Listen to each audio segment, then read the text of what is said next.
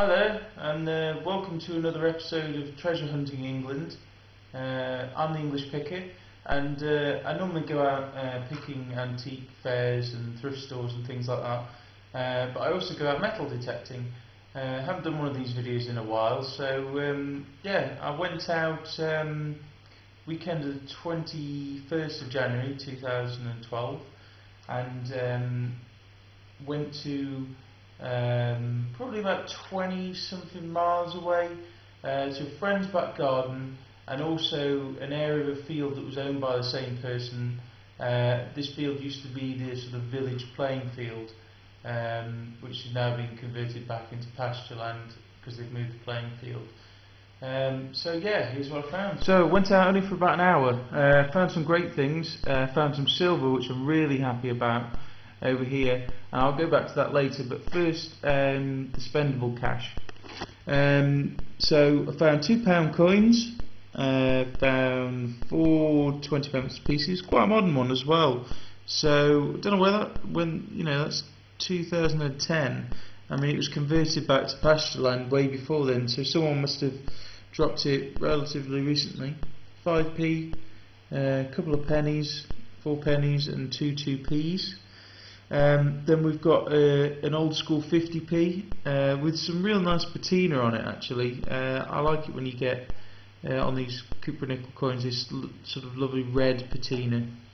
And 2 old 5p's. I mean, you can see the difference between the new style 5p and the old style 5p.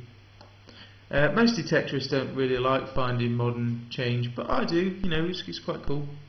Also found this, which my friend reckons it's part of a bullet, but I think it's a stud off a football boot, to be honest. It feels like lead, it's quite heavy, so yeah, not too sure, wasn't too deep down, so yeah. So now onto the old stuff. Got a halfpenny, a 1933 halfpenny. Still needs a bit of cleaning. I can never seem to get on this caked on dirt.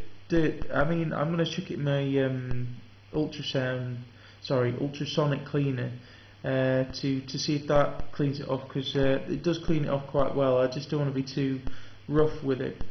Got a 1937 halfpenny, 1938, 1941. That's in nice shape, and this one is a 1943.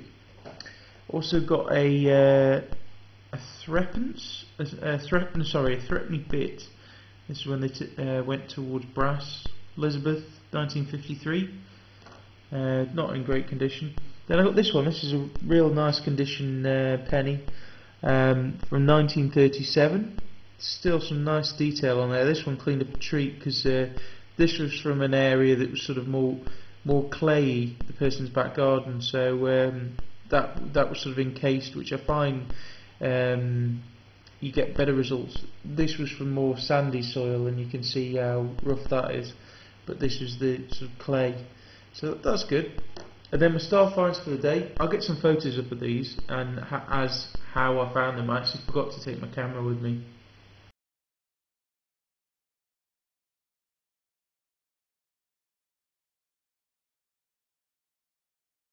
And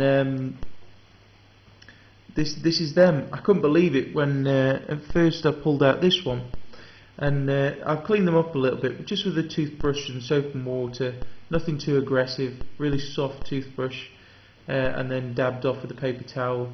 Everyone says, oh, don't rub your silver coins, don't rub your silver coins, but I could see instantly they're from the 40s and there were 50% silver ones, so I knew initially that there's no huge value there, so I could be relatively rough with them. I mean, if it was a hammered coin, then obviously you have to be more careful. But yeah, pull this one out. I haven't actually found a florin before. For you American viewers, it's in between the size of a $quarter and a $half. I mean, it's quite thick, so it's very similar to a Kennedy $half. But these are 50% silver. It's a Scottish florin from 1943. you know, quite nice condition. I'd say fine condition. I mean, I still got to get most of the gunk off the edge and stuff like that. But yeah, I've never found a 50% silver florian before, so I was really happy with that actually. And then less than a metre away, I got another signal, really weird bouncy signal with my Garrett Ace 250. I thought it could be iron, but I dug it up anyway because you never know, and pulled out another florian. Bizarrely, another Scottish florian. This one is from 1945. And when this went into the ground, it will have been an almost uncirculated coin because it's really, still in really good shape. The details are crisp. Still got a bit of toning and stuff clinging on there and dirt and stuff, which might try with a wooden toothpick. But yeah, the side with the king on, you can still see all his hair, which is really unusual to see that on a metal detecting dug coin. So yeah, really cool, really happy with that. I couldn't believe it when I pulled out 2 silvers, because I've pulled out ones this sort of size before which turned out to be these Esso petrol station coupons, which are aluminium, so I'm always expecting them. But no, really cool, another 50% silver. So yeah, really happy. Two silver coins in just a little over an hour.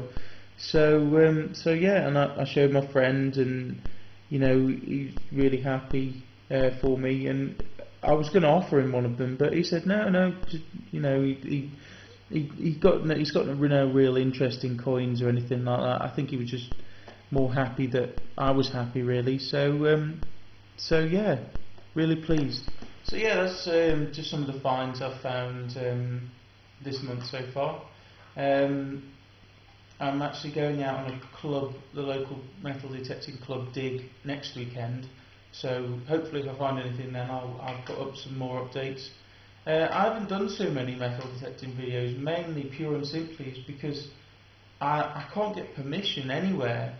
Unlike in other countries like America, you can't go on parks, you can't sort of go on public land or anything like that. They really frown upon it.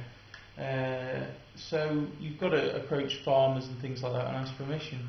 And everywhere I go, I get told either someone's already got permission on this land and that they'll only allow it for one person, or that they've had problems with what I think the media have termed it night hawking or something like that, where people go to farmers' lands, whether it's just a normal farmer or something with a historic site on it, in the middle of the night and metal detect and dig holes, don't fill them back in, and just really plunder. And it's those sort of people which is spoiling it for people like me, because I can't get permission anywhere. I mean, I don't know if you guys have got any tips or tricks about good things to do about asking permission, but nowhere within a sort of a 20-mile radius from where I live I can get permission.